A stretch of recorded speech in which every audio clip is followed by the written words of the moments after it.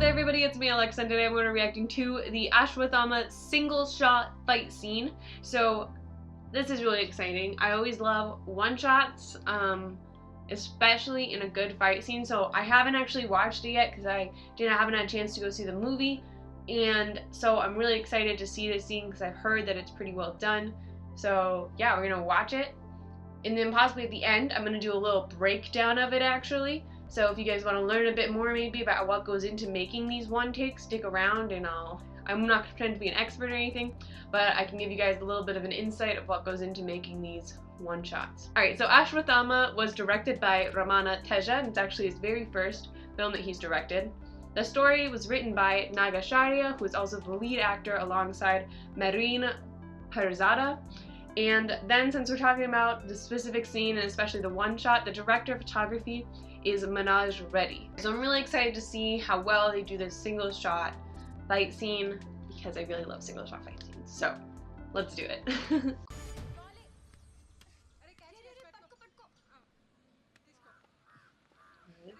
Ooh, alright. Start the movement. Oh, are these kids just gonna be in the middle of the fight scene? Right there he is. What's gonna happen? Ah, that was a nice turnaround though. It's some good movement right there.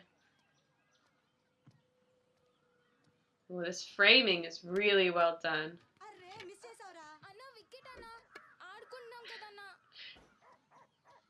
I'm interested if he's just about to beat someone like right in front of all these kids using their cricket stuff. Alright.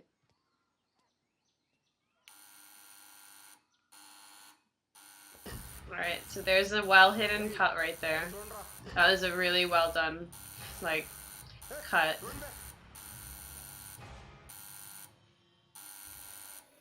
A lot of movement. Alright, there you go. There's definitely a cut right there. You could briefly see it. And that's such an annoying doorbell. Ooh, I wonder if that door is supposed to come back like that.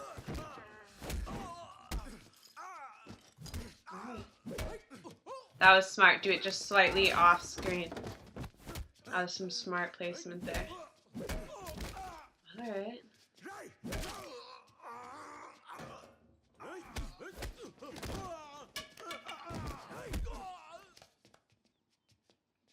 So the camera, the blocking and camera placement has been done so smart.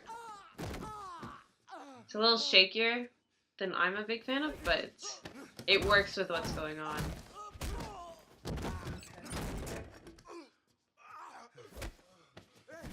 There we go.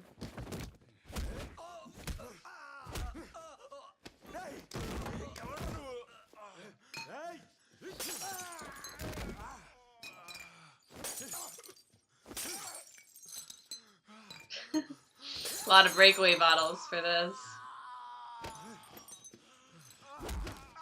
Oh, that one was a little rough. Alright. Okay. So I'm gonna leave these off because the sound effects were all good, but I'm definitely gonna be rewatching this through as we talk about it more. So overall, I think that they were very successful with this. I think that they really got the feeling that they wanted. It felt a little amateur. It felt like something I've seen in like some of my college classes, but it was really well done. I think just the blocking and the positioning that goes into making one-shot fight scenes, like every single person has to hit their cue just right or else it will look fake. Because I mean, they're obviously not actually beating each other up. Like, they're just not.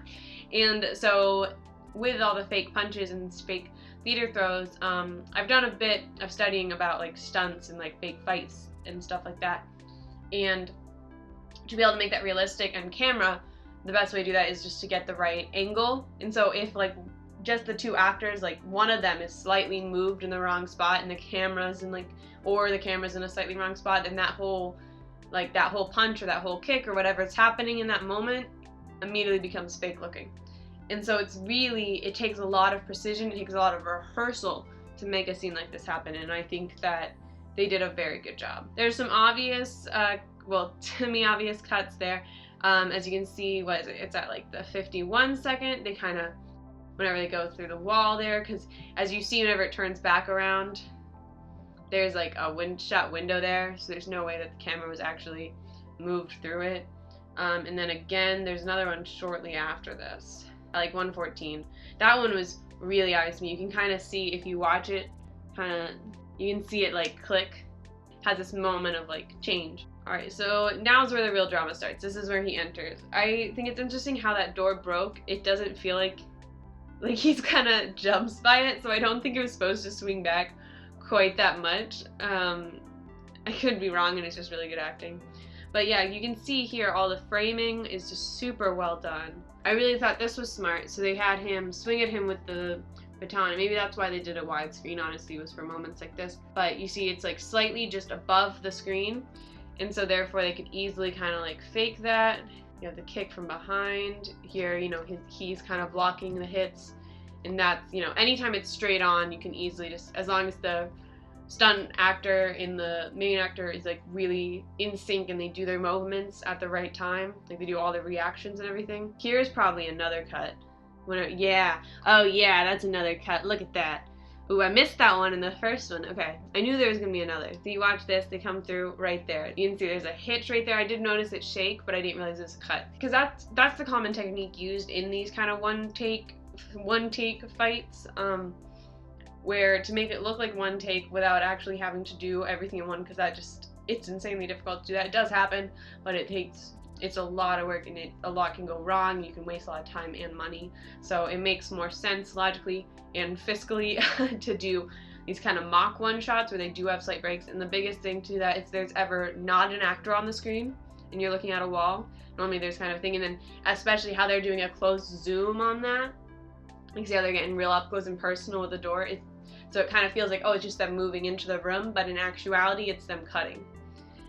And it's a smart tactic that they use, because then they reposition the camera in like roughly the same spot so that it has the same like amount of the door filling the frame, and they're able to just quickly cut, and most people won't notice it. So far all of them have been really well hidden.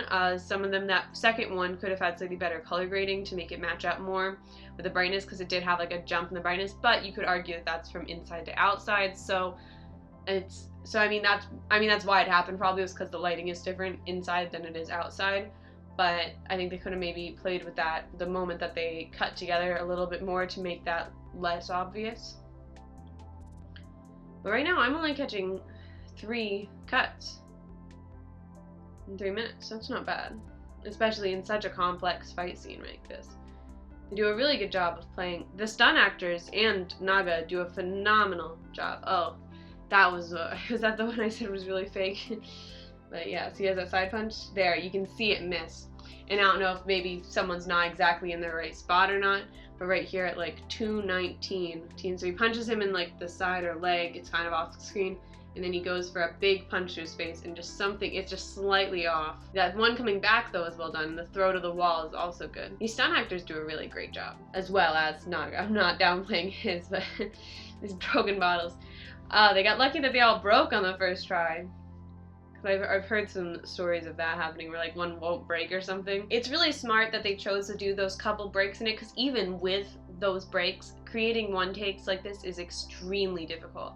As I kind of was stating, it's like, I mean, if you just think about it, like, if anyone messes up even slightly, you have to restart. And so that's why they often do have those kind of hidden cuts in the one takes. Very often they do that. And it's so that they can still get this one take feel without having to redo the entire thing again if something messes up. To make that happen though, even these, because even with the cuts, they still have quite long takes between those, and with the fight choreography, like so much going on and so much happening, to be able to get every single person in the exact right position when they need to be, it's really a fantastic feat, and they were able to accomplish this beautifully well. Yeah, another thing that's really difficult with this, because I'm assuming that they tried to use natural lighting for it, because getting good lighting without getting the lights in shot, and especially because he's moving in full 360, so there's not really anywhere that they could put a light that's maybe like in the middle of the ceiling or something, but even that, is tricky. And so And also doing that without any shadows, because, you know, there's like, has to be some sort of audio somewhere. There's the cameraman, assuming someone behind, trying to keep them like stabilized and make sure they don't run into anything. And to create no shadows from the crew with that movement, I didn't see any, at least. Maybe I'm missing one, but to be able to do that is extremely difficult. And like to make it so I didn't notice them. I've watched it through twice now, and I didn't see any shadows of the crew, so that's really, really impressive and just shows the feat. I've done Mach 1 takes in one of my scenes as well, like in a film that I worked on, and that was the hardest thing, was just cutting it so it kind of flowed together. And we had a similar issue with their indoor to outdoor shot where you kind of see the click. If you pay close enough attention, you can see like the slight change in coloration, or like brightness more so than colors, because I was black and white. But you can see that slight change in just like brightness as you move in and out, and it's really hard to hide that, and I think that they did a really good job. If you're watching this in the moment in the film, you probably would miss that if you weren't looking for it like I was. Yeah, another rough thing with one takes is sometimes they do settle for less than ideal takes because they are so time consuming, because you have to factor in all the rehearsal process, you have to factor in the actual filming. I mean, making a one take happen is just so much time. And so a lot of times, maybe it's pressure from a producer from a money standpoint, maybe it's pressure from just the AD because you were off schedule, or, you know, whatever. There's so many factors that go into your day-to-day, what you're able to film. Sometimes they have to settle for less than perfect takes, so that's why probably that one punch was in that was slightly fake, because they're like, it was that one like mess up and the rest of it was really well done, so they were like, okay, close enough, let's move on. We got to move on for whatever reason. And so I think that they did a really good job. Yeah, and that's why, I mean, there's a few moments where you can see the stunt people and the background people are kind of moving a little awkwardly, like they're coming in, they're like kind of almost like pause a bit. There's so much going on and so much movement happening that you don't really notice it as much, but that's probably because if someone messes up, you don't want to call cut and reset because of how difficult it is to do these long takes. So you want to get the whole thing done and then watch it and then reset, hopefully fix as many of the things that went wrong the first one as possible and continue on. But being able to get every single person the exact right spot, the exact right moment is so difficult. I've said that too many times, but I really want to emphasize how difficult that is, because yeah, it's just truly the amount of effort, and they did a really great job of this, and I think that everyone who's involved in making this shot should be extremely proud of themselves, because truly they did a phenomenal job and it really shows. This made me more excited to watch the whole movie. As I've heard the movie's quite good. I heard the direction's a little weaker than the story, which isn't great, but you know, that's not the worst thing ever. If it has a great story, I think I can still get on board with it, and this was really well done, and so yeah, I'm interested to see more maybe from it. Yeah, so this was, I mean, the whole thing was executed extremely well. As I've stated far too many times, one takes are so difficult to do, and so I have a lot of respect for them for even attempting it and then being able to execute it this well. It's really just like great job to everyone involved. Truly, absolutely amazing. Alright, so I think I'm done analyzing the Aswathama single shot fight scene. It's actually my first time reacting to a scene from any movies on this channel, so that's pretty exciting. I'm excited to do a bit more of those, and maybe I'll go into a bit more analysis, kind of like what I did here. I don't know, we'll see. Depends on the scene probably. But yeah, I really enjoyed this. Let me know your guys' thoughts. Have any of you have seen the movie? Let me know what you thought about it down below. And what do you think of this shot? I mean, I think it was really well done, and I'm very impressed. So I'm interested to see what everyone else thought about it. Alright, so that's all I really have to say. Thank you so much for watching. I hope you enjoyed. If you did, feel free to hit that like button, subscribe, and I hope that you have a wonderful day. Bye.